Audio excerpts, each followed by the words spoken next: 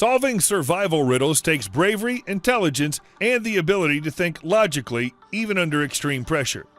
Do you have what it takes to escape an erupting volcano? How about deadly whitewater rapids?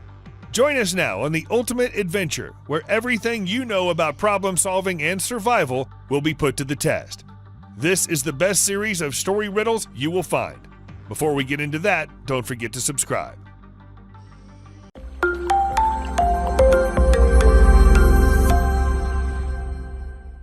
Number 1. Losing your cool. One day you wake up on a beach without any memory. Yes, hangovers like that do exist. With nothing in sight, you feel very hot because the sun is just above you. This beach is far from a vacation. The temperature skyrockets to 110 degrees Fahrenheit, and even the shade inside the shack is too hot to handle. You need to cool down, and you've got these items to help you. Which one would you choose? Aluminum foil, seawater, clean water. Seawater is a no-go. Clean water is far too precious to tip over your head. That leaves aluminum foil. True survival experts know that metallic foil is a fantastic way to cool a shelter by covering the walls and roof of the shack in as much foil as possible. You can deflect some of the sun's heat, driving off heat stroke a little longer. Number 2. Urgent departure. You wake up to find a note pinned to the shack wall. Your next survival riddle. It says salvation lies north. Beware, the most violent tribe in the northern hemisphere is headed to your location from the south. If you're still here when they arrive at 3 p.m., you'll be dead meat. Looking at your functional watch, its hands now read 2:45. You need to head north, but which tool can help you figure out the right direction in under 15 minutes? A. Leftover aluminum foil. B. A stick and 2 pebbles. Or C. Your watch. Aluminum foil isn't much use for navigation. The stick and pebbles could be used to track the movement of the sun and calculate where north is, but that'd take more time than you've got. Your watch, on the other hand, can calculate north immediately. As the note said, you're in the northern hemisphere. Knowing this, all you need to do is hold the watch horizontally, lining up the hour hand with the sun. Drawing an invisible line in the middle of the angle between the hour hand and the 12 will give you the south. The opposite angle is north. You have a chance for survival. Number 3. Volcano blues. After a day's travel, you come across an abandoned town. You find a motorbike with the keys still in it parked outside the town's church. Before you can search for more supplies, the nearby volcano erupts. In the distance, you see it. There's no sign of glowing red lava, but a huge cloud of black smoke is hurtling towards you. In a minute, it'll reach where you now stand. Do you A. Take the stairs to the top of the church's spire, B. Head down to the church's basement, which is filled with vampire bats, or C. Take the motorbike and ride away full throttle? Dust reaching hundreds of degrees in temperature can form thick clouds hundreds of feet high. Even if the church's spire was the tallest in the world, you'd still be scorched. The volcanic dust can also travel at 200 miles per hour, difficult for even the fastest motorbikes to outrun. Your only option is to lock yourself in the basement with some fanged friends, behind a firmly shut door. Number 4. Going down. Unfortunately, the basement's dangerous too. The room's quickly filling with dust from outside, making it hot and hard to breathe. Not to mention the hundreds of vampire bats on the ceiling. Which choice will be most helpful in preventing you from suffocating and overheating in the dust? A. Disturb the bats, getting them to fly around and create some airflow. B. Lie as flat to the cooler floor as possible. Or C. Take off your shirt, hoping the bats don't bite you and give you rabies while you cool off. Creating an airflow of the same dust-filled air won't help you. Lying on the cooler ground might be comfy, but the dust will still choke you out before you know it. Taking your shirt off would be much more easier than a striptease. You could actually hold it over your mouth and nose to act as a filter, reducing the amount of dust being inhaled. Number 5. A nasty fall. By some miracle, you find a secret passage in the basement and escape the dust. You enter a cave and stumble into a subterranean river which carries you off.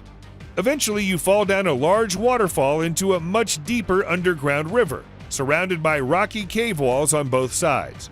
You try to swim onward, but the force of the waterfall is creating a reverse current, pulling you backwards with an intense force. You're barely able to breathe a breath, your body is aching, and you'll drown if you don't act fast. Do you A. swim down into the crashing water, B. give all you've got and try swimming out of the waterfall's pull, C. swim to the side and try to climb the walls? Your body is already aching from exhaustion, so onwards is a no-go. Even if you could grip the slimy cave walls, you'd have to do the impossible and escape the current first.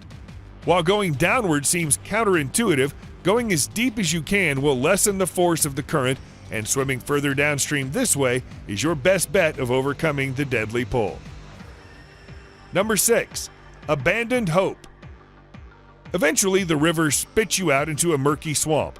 You narrowly escape a population of alligators so large you're forced out of the swamp into an abandoned theme park. From the water-damaged buildings, rubble, and debris blocking most routes, though, you can tell the place was recently flooded. The park's pond sits in the middle, with strange indentions in the mud of its banks. The rest of the park is an impassable mess. There are only 3 paths available to move on. A. Swim through the murky pond. B. Pass through the Tunnel of Love, which has become home to several groups of Asian giant hornets. Or C. Squeeze through a narrow passage in the rubble, disturbing the yellow and black striped, 3-inch long venomous spiders waiting there. You can't swim because alligators could be there. As for the Tunnel of Love, Asian giant hornets are among the deadliest insects on the planet. Avoid at all costs. Which leaves the tight squeeze past the spiders, which are golden orb weavers. They're non-aggressive and their venom is harmless to humans, allowing an easy passage. Number 7. Tower trouble. After traveling north for a few days, you found yourself in a large open field. In its center lies a narrow tower, home to a mysterious stranger with a hatred for people who can't do math. He says you must figure out the height in feet of his tower. It's 3 p.m. and the sun is out. He gives you 1 minute to solve this survival riddle or he'll shoot you for trespassing. What do you use to solve it? A. Your shoelaces, B. Your spit, or C. Your shadow.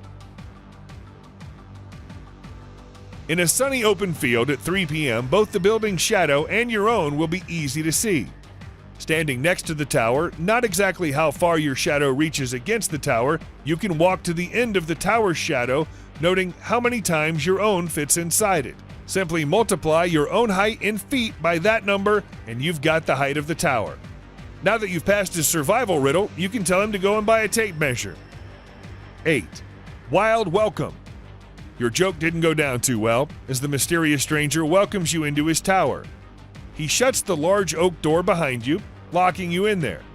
The weird stranger's tower is empty apart from a sign that says Freedom, pointing to 3 separate tanks you can access below you.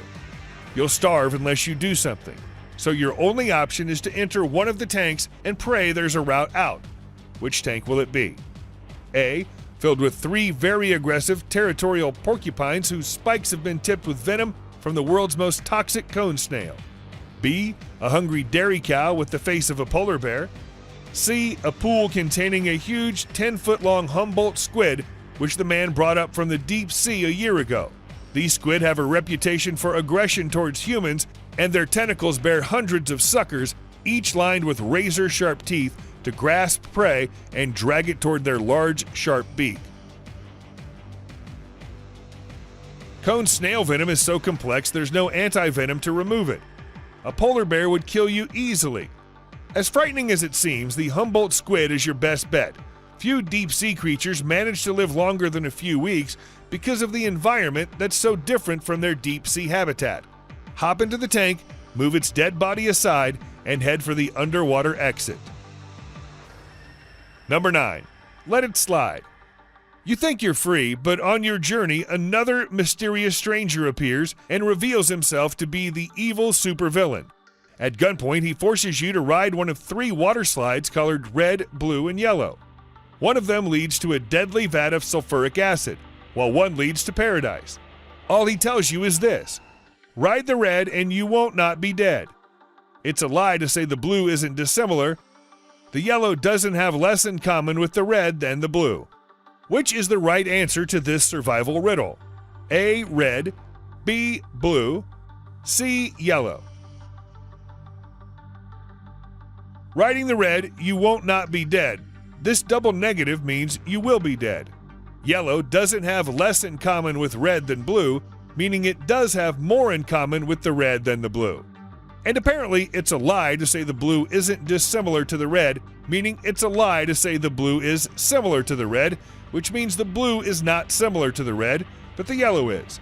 This means that red and yellow are deadly while the blue is safe. You're safe now. Did you solve these survival riddles? How many did you get correct? Let me know in the comments section below. And if you enjoyed the video, don't forget to like and subscribe.